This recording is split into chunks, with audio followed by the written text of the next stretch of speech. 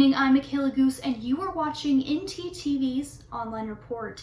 Yesterday, Denton County Public Health released that there are now 81 new cases of COVID-19 in Denton County. This comes after cases around the nation continue to rise. If you feel as though you are experiencing COVID symptoms or have been in contact with someone who has COVID, you can get tested tomorrow for free. You do have to pre-register in order to get tested, and the site will be held at UNT once again.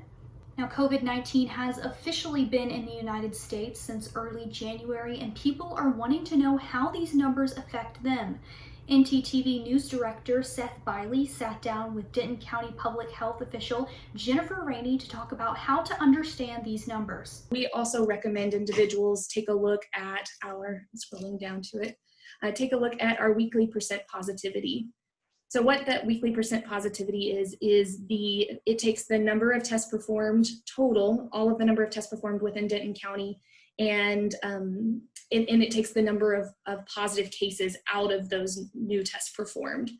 For more information on symptoms, guidelines, testing, and care, you can visit the website down below. Now, a group of students in Keller, Texas have tested positive for COVID-19 after going to a local church camp. In early July, over 300 students went with a local church for summer camp. Although there was promised safety measures, many of the students returning tested positive for the coronavirus, and now parents are asking for transparency. Keystone Church did respond, saying they notified parents when a student was being sent home after being exposed to the virus, but pictures that have now been deleted showed the camp not following social distancing guidelines. And in New Jersey, a federal judge's son has been fatally shot in their home. Judge Esther Salas was not injured, but her husband was also shot before the suspect fled the scene. Their son, Daniel, was their only son and a junior at his university. Sad to see him go. I mean, he was a decent kid, he's going to be a lawyer just like his dad did. His father's a lawyer. Sad to see him go. I mean, my prayers go out to the family, of course. They're good people. Everything is just sad to see him go. I'm shocked. The police are still looking for a suspect. This time last year, many athletes, such as football players, were already back and practicing for their upcoming seasons. Even though many have already come back, there is still worry that their seasons might be canceled after all.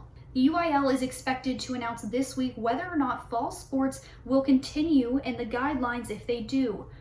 For many students, sports are how they are able to attend university, and the decision is going beyond exercise and entertainment.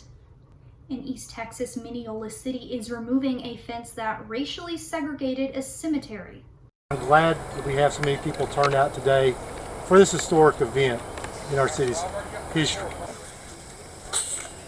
This fence has always been a point of heartache for our community, and just seeing it taken down, just a relief.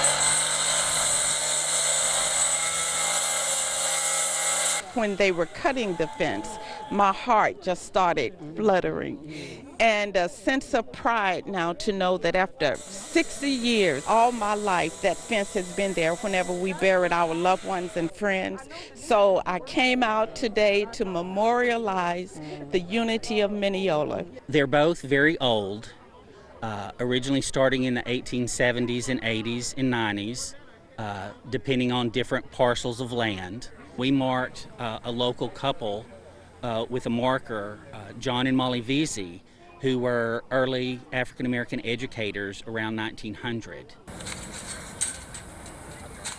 It has been an exciting day for everybody that has come out and been a part of this, not only those who are here, but also those who could not get here.